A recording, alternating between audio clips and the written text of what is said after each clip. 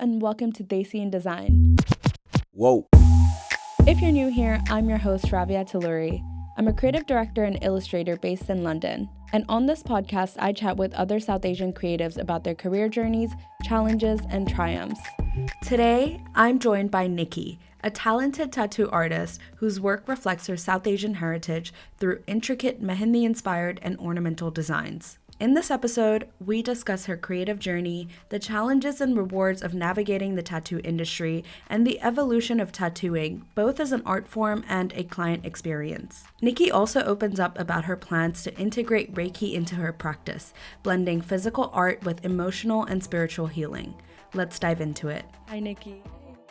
So excited to have you here. Thank you for having me. This is, I think, the first proper podcast I've done, so this is exciting. I would love to, for the listeners who might not have seen your work before, get a little bit of introduction of who you are and what you do. Okay, so my name's Nikki. I'm based in London, just on the outskirts of northwest London. I'm a tattoo artist full-time, and I specialise in Mehendi, ornamental, mandala type work, just anything decorative and intricate and something that complements the body is what I like to pride myself in. And how long have you been doing this for? Oh, wow. I've been in the industry now for 7 years.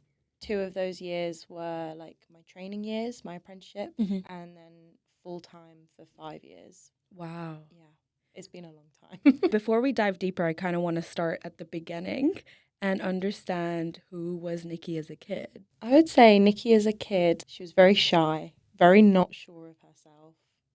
Like I think most kids might be, just like finding your feet in the world. So yeah, it was just me and mum at home. I had I would say a non-traditional upbringing. I spent a lot of time as a kid drawing, painting. My mum was very busy. Obviously, with it being a single parent household, she had a lot to do by herself and keep sort of everything going. So I was left just to entertain myself with no siblings either. So that often led to me drawing, painting. She would buy me like as much as she could, all of these different types of art pens and paintbrushes and stuff like that. So yeah, you could always find me, little 5-year-old Nikki, keeping herself very, very occupied at the dining table with a set of paints and paper and all sorts of colouring books. I think I found a lot of like joy and comfort and peace from the otherwise like maybe chaotic side of like life. My parents were going through a very, very long divorce. So life was tricky in a way, I guess. So then the creativity helped me just branch away from that. And it was like a little safe space. Yeah. So yeah, that was childhood. And then later on in life, when my mum found herself with a bit of free time, she got into Mehendi and hair and makeup for brides. So she was always practicing on me, practicing her Mehendi, or she would do it like draw an outline of her hand on a piece of paper and practice her Mehendi there, coming up with different designs and stuff. So I think watching her do that just really sparked something in me. And then she'd practice all over my hands, my arms, my feet, everywhere. That's so fun. It was honestly like my dream. Just every 2 weeks I would get brand new Mehendi. And all my friends, like a lot of my friends really loved it. I'd come into school with it all on. And that was fine in school? Like a few people like would kind of take the mick a little bit just because it separated me from the rest of everyone else in school. It was a bit different, and some kids obviously don't respond very well to people being different. But the majority of like the girls and my friends, they absolutely loved it. They just find the patterns so intricate and beautiful. That's so nice. Yeah, it was gorgeous. And I have this one distinct memory of me asking my mum to do an entire back piece of Mehendi on me. No way. That's so cool. She made a start on like my shoulders and stuff, and then I think obviously because the cones are tiny, aren't they? Like she was like, Nikki, we can't do your whole back.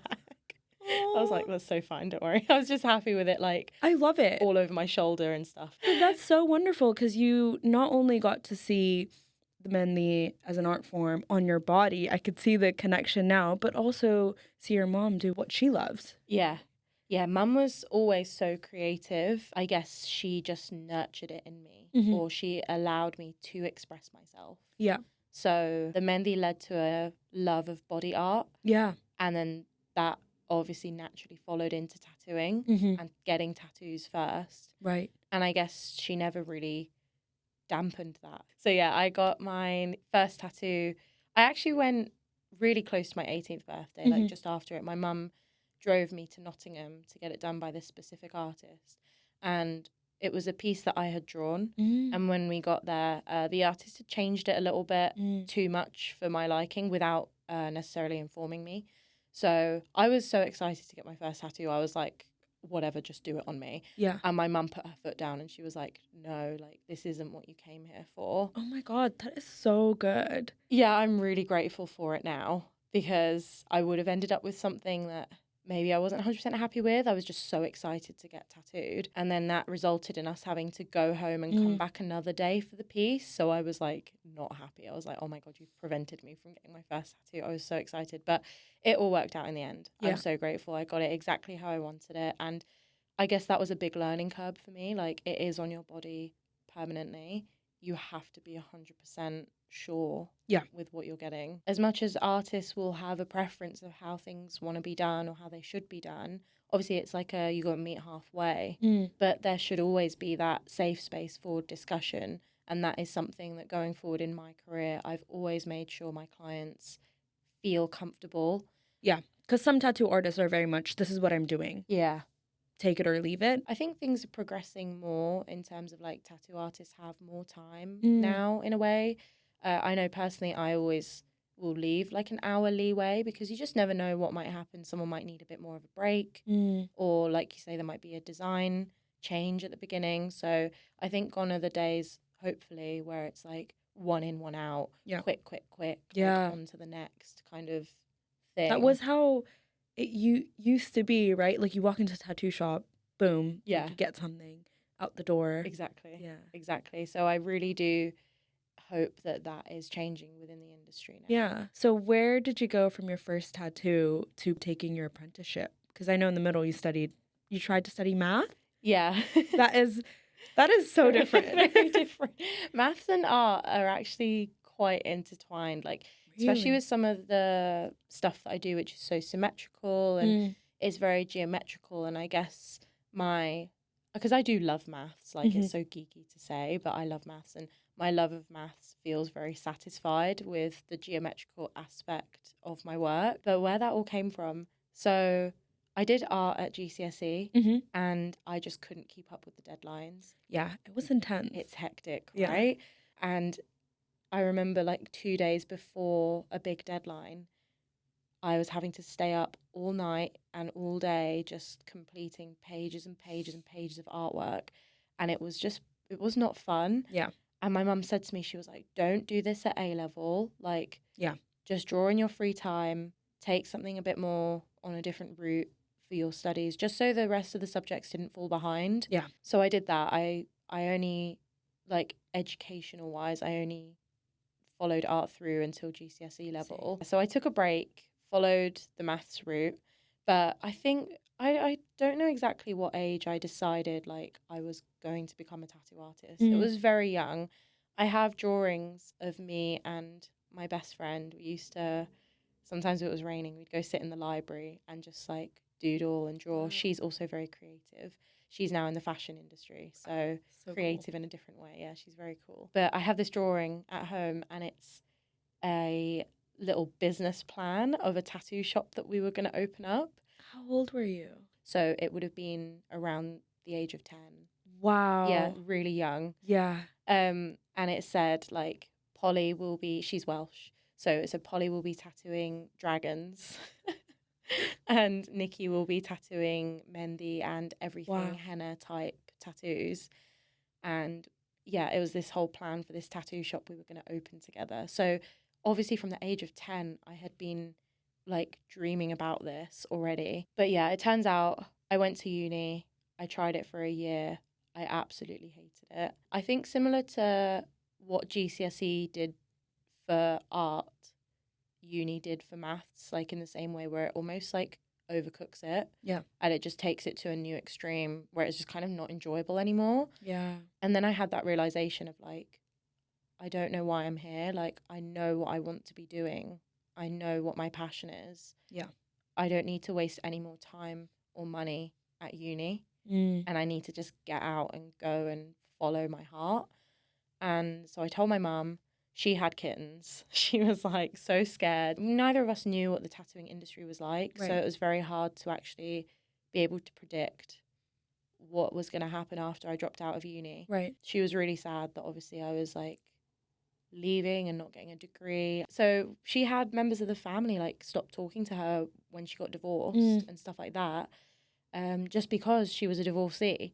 And like, it's just so wrong. She left a horrible marriage. She shouldn't have had to have stayed in that just for making society happy. So she also then had a child who had dropped out of uni, no degree, was about to go and be absolutely covered in tattoos. And there was like a little period of time after me dropping out of uni and sort of starting on my career, like actual career path, where she would still sort of say, oh, she did study maths at uni, but she's tattooing now. And then I noticed the more she saw me grow and the more like happy she saw me. Confidence, right? Confidence in you. 100%. It all came. And now she literally shouts it from the rooftops. Like, my daughter's a tattoo artist. Go look at her work. I've tattooed her as well. So she'll be rolling her sleeves up. Like, she did this for me. And it's really sweet. But just to see her progression as well, and to actually realize like it's not all about that traditional educational route. You can be successful in your own merit in a creative industry. Yeah. Like seeing her progression, my grandparents who are very traditional, they've fully embraced it. That's so wonderful. Yeah, it feels good. It feels good to, I don't know, almost show the rest of the family like it's okay to step out from the usual route. Like, you will be okay. Yeah, and I think your mindset really helps, I think, from when you were a kid to be confident enough to take these people on, because it's not always, I was the same. My parents also had that fear because you are challenging society. When your children are doing something, you're also dragged into it. And it's this whole reputation thing, or what will people think? Yeah. Right? Yeah. And sometimes it is just that, like, confidence. My kid's going to be okay. And she is okay. And so you can say what you want. Kind of thing. That is it. And I think that does come over time. Like, it's hard, I suppose, as a parent, especially if you have dreams and aspirations for your child. It must be hard at the beginning to have that confidence. But as long as it comes over time and you have that, I don't know, you just want to see your child happy. Yeah. I think that was the main thing for my mum especially. She saw how miserable I was at uni and she just said to me, do what makes you happy. So how did you go from quitting to an apprenticeship? Did you know that there is such a thing as an apprenticeship? Because I guess you were in, researching tattoos and you were getting tattoos, so you kind of knew, I assume, how to become a tattoo artist? Yeah, so my friend who I mentioned earlier, her mum, she's like my second mum. So when I was dropping out of uni, my mum rang her and it was like she was calling in the big guns because both of them sat me down and they were like, you need a plan. If you're going to drop out of uni, you need to know what you're doing. You can't just flounder around. She put me in touch with a lady that she had been tattooed by, and I just asked her some questions over email. And I think, that's how I sort of got to learn that I would have to create a portfolio and sort of go and present it to some shops. And that way I would search for a shop that would take me on as an apprentice in order to teach me the craft. I used a lot of my artwork, which I had done just in my free time as part of my portfolio.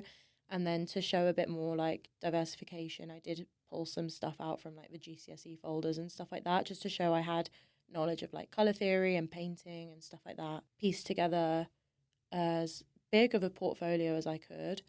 And then went to a couple of different tattoo shops. And in all honesty, like, this is going back to where I feel like I like drew in this reality towards myself. I got an apprenticeship at the first shop that I went and showed the portfolio to. That's amazing. Yeah, it is. Like, I feel very lucky because I have heard of other people where it takes them a long time to get an apprenticeship and no shop's really willing to take people on and stuff like that. So Is it paid apprenticeships or are they? No, it was... Right, it's a lot of risk for them as well, right? Because they're taking on someone who has no experience.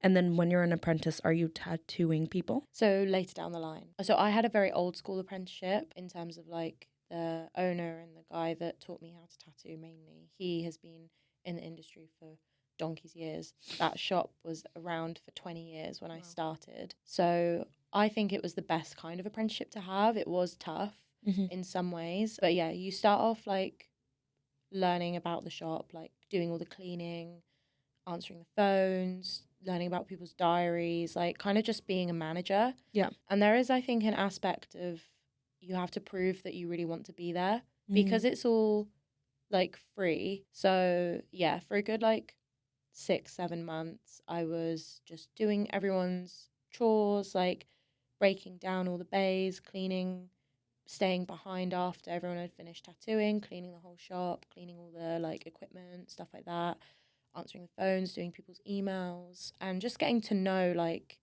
if you wanted to then open a shop, like what it actually entails. That's amazing skill I think it's set. really valuable, valuable thing to learn. And then after that, you start learning about like the machines. So he got me to take apart a tattoo machine and put it all back together and stuff like that. So you actually learn like the tools that you're working with. And then yeah, I got to start tattooing on some pieces of fruit. Oh, okay. My first client was a grapefruit. Love that. Then after that, I did one on myself, one on my friend who I mentioned earlier, who's in fashion, one on her, and one on one of the other guys that worked in the shop. That was around December time in 2017. And then from the January onwards, I was starting to take on clients like free of charge, people that were just lending me little pieces of their skin type of thing. Social media really helped me. Yeah. I really started to put myself out there in terms of like who I was and what I was doing. And I think I was trying to do like some more ornamental type designs as well. I was trying to cover all bases because I got taught in my apprenticeship that I should be able to tattoo every style. Right, that's what I was going to ask. Just in case. Yeah. Because you never know, like tattooing's like fashion, like things come in and go out sort of thing. So at least now I have the skill set where I can go and like tattoo in other styles as well. What would be the different styles? I know there's like fine line, there's the like vintage, like old school, traditional. Yeah, old school, traditional. Yeah. So yeah, there's fine line, which is kind of just anything with a super thin needle, to be fair. You can do like fine line script or like fine line ornamental. So fine line's kind of almost just like, yeah, a little subcategory, I feel. Okay. The main ones, I think, are traditional, which is almost like the sailor tattoos and stuff. I have a real soft spot for those. Me too. Like, I just think they look so great on people. And they age well. They age really well. So there's this little line that people say called bold will hold. So it just means like when you outline something with a nice outline and a nice like decent sized needle, it's going to last the test of time. Yeah. So, because obviously the skin is an organ. Yeah. So you kind of have to account for the fact that it's going to age and it's going to change as we grow older. So yeah, the traditional style tattoos just look so good. They're timeless. Yeah. So there's that. You've got black and grey, like realism. Neo-traditional is one, which is they took the traditional tattoos that the sailors and that used to kind of get, and they added a bit more detail, more like artistic flair to it, and a bit more of a widespread colour palette. So the traditional colour palette was like red, green, and a bit of yellow maybe, and just black shading. Neo-traditional turned into like adding some grey shades in there, and then the colour palette could change. There was more colour variety and the colours could be more like muted and stuff like that. So it would just be like a bit of an upgrade, I suppose. Right. But it's become a whole section of its own, and you kind of see it's like lady faces, like lovely birds, stuff like that. It's really pretty. And then you've got like ornamental, blackwork, geometric, that kind of all falls into one category. Script is a category of its own. Japanese tattooing, like all the Japanese dragons and cherry blossoms and stuff like that, and foo dogs. That's gorgeous. That's probably my second favourite. Really? Yeah, style. I love the Japanese stuff. So which category would yours fall into? Is it ornamental? Ornamental, geometric, black work, that category. And then a whole other sort of side of pattern tattooing is the geometric side. Have you ever heard of sacred geometry? No. So sacred geometry is it. This is where my love for maths comes in. It's like maths tied into art, and it's all of these patterns that you would see throughout the universe. So, for example, the center of a sunflower, the way all of the like central bits, they all follow a Fibonacci sequence, this swirly pattern, and you can, if you place that pattern over the top of a lot of famous artwork like the Mona Lisa and stuff like that, it follows the same swirl configuration. So yeah, sacred geometry is like you get some really famous geometrical shapes like the seed of life, the flower of life, Metatron's cube. So people will get those tattooed on them if they personally have a love for like geometry and stuff like that. And it is, that side of it is really fascinating as well. Yeah. And I'm very spiritual and a big believer of like energy and the universe and stuff like that. So that whole sector of artwork, I just find beautiful as well. So it's almost like you've created your own niche and your own style by combining all these different interests. I suppose so, yeah. Like, I wouldn't say I've created it personally. Like, I feel more what I've done is maybe just, like, curated it, like, clumped some stuff together and it's kind of worked out really well. I definitely love to focus more on the Mehendi side of stuff. Just I really feel like it puts me in touch with my culture and it makes me feel so proud. Like, I was such a shy little girl growing up, and I was like, I think most brown kids were like a bit scared to really show their brownness and like really just stand true in who they are. And the more older that I've got and the more that I've focused on my culture within my career, it's just helped me really blossom into my own skin, I guess. Yeah. Literally. Yeah. Yeah. Yeah. That's so wonderful. And then creating those beautiful patterns on other people and just seeing their reactions and how happy it makes them. Yeah. I just get so much joy from that. When you wanted to start out, were there other artists who were doing that? Or is it, okay, I'm doing this thing, I don't know if it'll work out because there's no one to look up to who is doing something similar? Yeah, I wouldn't say that I saw any brown or Indian artists when I was sort of first getting into the industry. Now that I've been in it a bit more, I have met other Indian artists who are older than I am, so they would have been doing it around that time. I just didn't know who they were. So definitely going into it, I just thought there is literally no one doing this. But it didn't really faze me. I kind of just thought, because pattern work, people were doing ornamental anyway, they just weren't Indian people. So I knew that style as such was very popular. I knew that it was something that I could put my own flair on and it would work out really well. But it did make me quite excited to think that I was bringing it from a place of culture rather than just a place of like imitation maybe. Yeah. And that leads me to my really like big question. I've been dying. Controversial one. Yeah, I've been dying to ask you this because we have these conversations as an artist and then as a South Asian, especially in spaces like yoga or even art. A lot of art history, they don't necessarily, when they tell the story of like Western art, recognize or give credit to South Asian inspiration, let's say sometimes. Yeah. And so how do you feel about non-South Asians tattooing Indian motifs and also people that tattoo Hindu gods? Oh, it's such a controversial topic and I can see it from both sides kind of thing. So in terms of non-South Asian people tattooing Indian motifs, I think it's a really hard one because I do believe that there are some non-South Asian people out there that really have such a love and such a calling for the culture to the point where some of them, I would say, are more culturally knowledgeable than even I am because they've gone to India, they've spent time there, they've learned about culture from people firsthand. Like, I'm lucky enough where I've had it passed down through family, but I've also grown up in the UK. I am very westernized. So it's a hard one. Like, I do think there are certain people that really, and it will show through their artwork, it will show through their mannerisms. It will show through the way that their studio's designed. They have a real love for the culture and a real appreciation. And those type of people that are tattooing Indian motifs, whether it be Mehendi, whether it be the lovely Indian ladies, anything like that, I do think it's fine, like as long as it is appreciation for the culture, and they, if asked, they could tell you where it came from and its background. Where I think it gets a little bit tricky is people just doing it with like almost like a copying. They have no real knowledge on the cultural background. If asked, like they may even like pronounce things wrong, or for example calling Mehendi henna.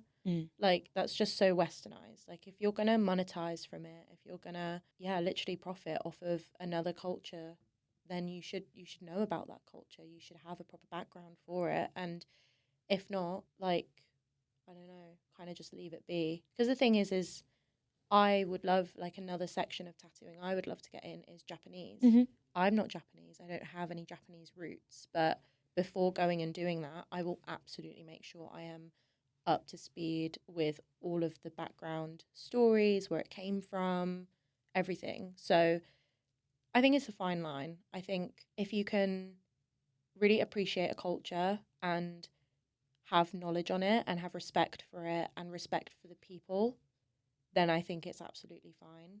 I think to monetize and profit off of something without actually being able to like speak about it from a place of confidence and where it came from and why it is the way it is, and not knowing the like proper terminology for it, that's when it starts getting a bit unfair in my eyes. Yeah. I also think sadly, like getting bullied for like your culture when you were young, and then seeing almost those same type of people that used to bully you either now doing the artwork or getting the artwork on themselves, it does kind of make you stop in your tracks a bit and think, why 15 years ago were you the most horrible person, and now you're like all of a sudden involved in my field? So it starts getting a bit of a touchy topic then. Yeah. I feel. I think as a South Asian, that part, like, you don't want to be bothered, but it bothers you. Yeah. You know, It's hard not to be bothered when you were bullied for something that you couldn't help. It's tricky because our culture and our society teaches us to be accepting and open and like welcoming of others. Definitely. I think like it's hard as well when it comes to artwork, because you think ultimately it is just artwork. Like everyone can and should appreciate artwork. So it like the line starts becoming really blurred then. Because I know for me, I've had people ask me like, do you mind tattooing Mehendi stuff on white people? And it does become really a blurred line, because some people do really appreciate the artwork, and therefore why shouldn't they be able to adorn their body with it if they have a real love and appreciation for it? So it's such a hard one. I think you can see it from both sides, but I would just like to hope that the more we as humans are progressing, the less people are going to be like racist or bullying people just because they are slightly different than the norm. I would hope that how diversified the UK is now, that people would learn more about the cultures of the people that live in the UK. And the culture of the tattoo that you're getting, because it is very much an art form. And so you want to learn what you're putting on your body. And then there is this responsibility as someone that gets tattoos to learn what you're putting on your body, and then actively find the tattoo artists that are being ethical, that are honest with their work. I think also come from the culture. Yeah. Right? Or have a real, true appreciation for it. Yeah. That's the same whether, I want to learn Muay Thai or I want to do yoga. Like, I want to make sure the person who is teaching me or introducing me or putting art on my body is appreciative of that culture and also will teach me about it. I think that's the other question I had for you. When people come in and get Mehendi tattooed on them, do they ask you about it, or do you feel an obligation to teach them? I don't feel an obligation to teach them, but it does always naturally come up in conversation. Like, I've told the story of my mum being a bridal Mehendi artist so many times. I would like to hope that people can just see it from me and my personality and the way my studio is and everything. It just like kind of oozes out. So it does always naturally come up in conversation. I'm always more than happy to talk about where it's like the roots of Mehendi and the roots of just tattooing, and Indian culture and stuff like that. And I do find a lot of my clients do seek me out because of my cultural roots, which I absolutely love. When I first got into tattooing, I think it was one of those where I almost didn't really push myself out there as being brown everything, you know? But now I'm like, I do, because I do think it's important. I think, as you said, the person who is marking your skin for life with a certain type of design, like, it is important that they have some roots in that culture. And I would encourage everybody to do the same, to research who you're going and getting tattooed by, find out about their background, make sure that they're the right artist for you across the board in terms of design, in terms of the way they work, in terms of their like beliefs, everything. Like, gone are the days where you're just stuck with your local tattoo artist around the corner. Like, you should go and travel to someone that is going to give you what you are looking for. Yeah, especially because tattoos are so personal and meaningful and permanent. It's such an intimate experience tattooing someone. Like, you're spending hours with that person and, just chatting about anything and everything. And you really do get to know people really nicely and really well in those few hours. So when you are tattooing people, how do you, as a tattoo artist, I guess, get them to come back? Because it's so personal. How do tattoo artists get reoccurring clients? Gone are the days where you're selling just the tattoo. Yeah. I think now you're selling a whole experience. So I always will make sure my client like has been offered a drink, has a little snack, the conversation's good, like the environment, the atmosphere, the music's really like calming and stuff like that. Once my client leaves, I want them to look back and say, from start to finish, that whole experience was like a real break, and it was really nice, and it was almost some downtime and some personal time for them. Yeah. Because I think everyone's living such hectic lives these days that actually when you come and get a tattoo, you're doing something for yourself, and it's a little bit of self-care, just kind of the same as like going for a massage. Like, it's a bit of you time. So I always make sure that they really feel like they've had like a real good whole experience, and then the tattoo is almost then secondary. Like, they'll come away and they'll look at the tattoo in the future maybe and remember that experience.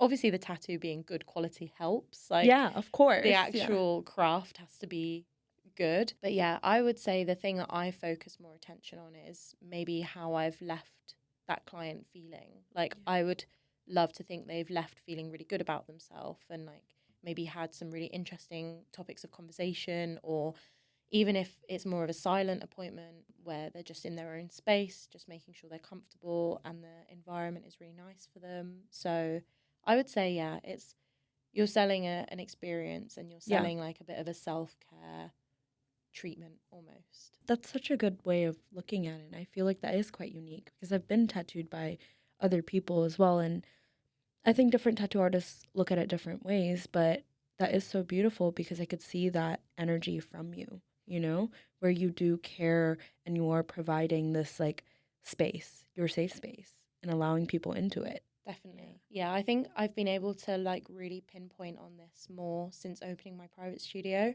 So now I can really tailor the whole experience to my clients, like the atmosphere. It's more one-on-one, it's very personal. I will do whatever they need to do to make them feel comfortable, sort of thing. So is that kind of the dream for a tattoo artist, would you say? I mean, I'm sure there are different career paths. So is that one of the career paths for a young tattoo artist, like to one day open their private studio? I think it comes with your personality type. Like, opening a studio, whether it be, I mean, a private studio is easier, but say you wanted to open a high street studio, you have to be the type of person that then is okay with managing a business alongside trying to be creative and still tattooing. You could hire people to help you run it, but it's almost like dealing with that expansion maybe isn't for everyone. Some artists actually would prefer the path of just finding a studio they really like and then just going to and from work, and that's it. When they leave the shop, they just have to think about their emails or their drawing that they have to do.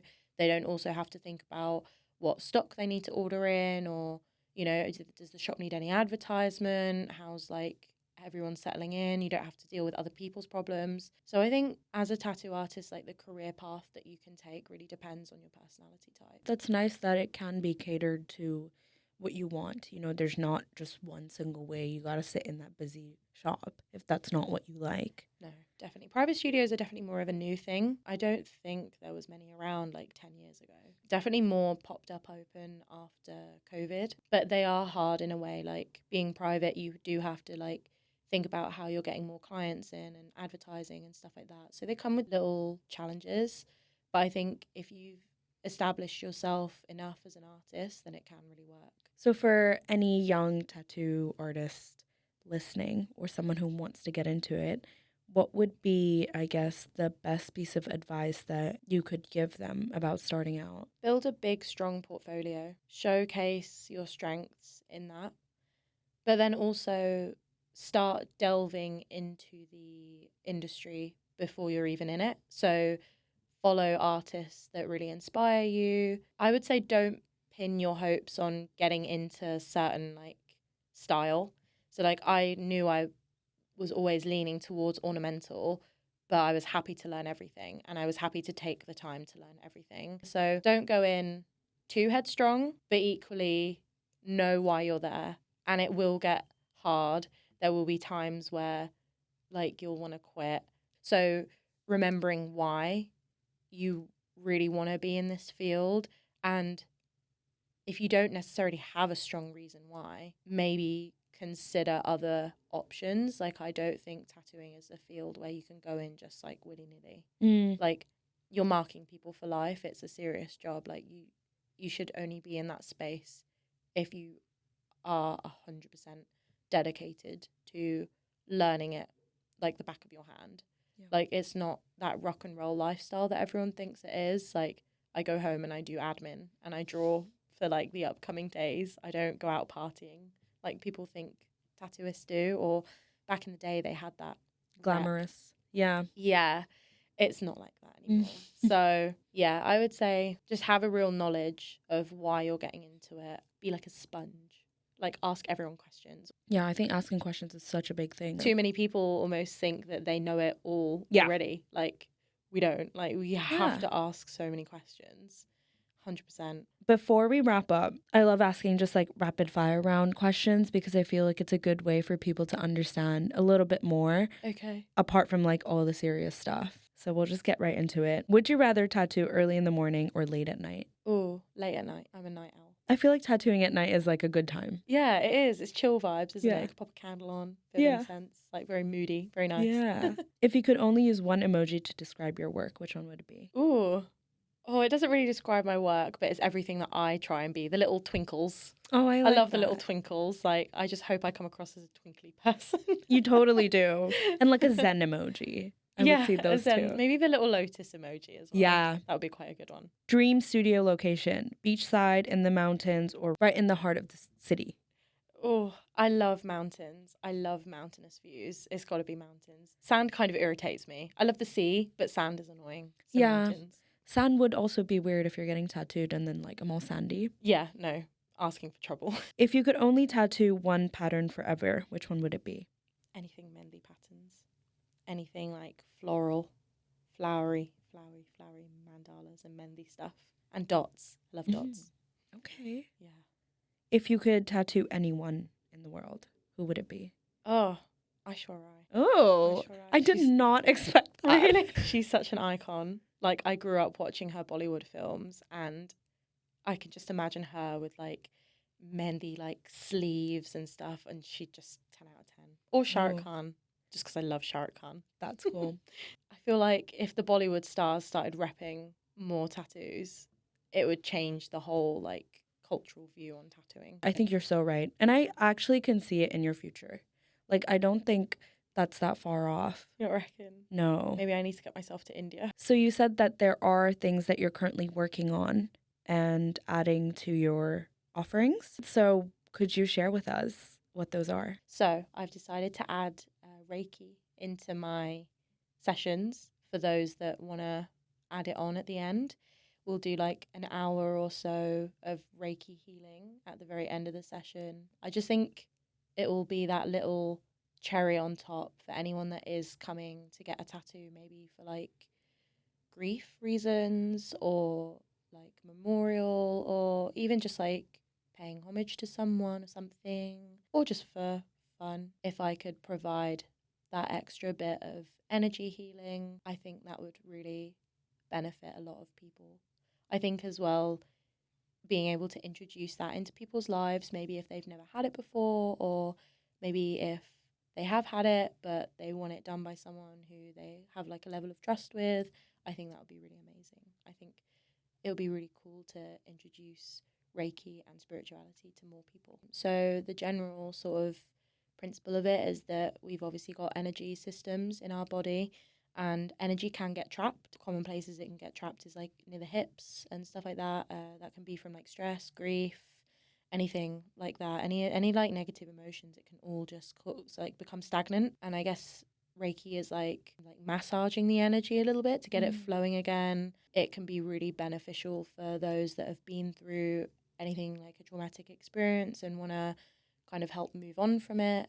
It can just be like a nice little self-care sort of thing to get you all back in alignment and balanced. And with my private studio as well, it's just the perfect environment for it. There's no disruptions. It's really peaceful.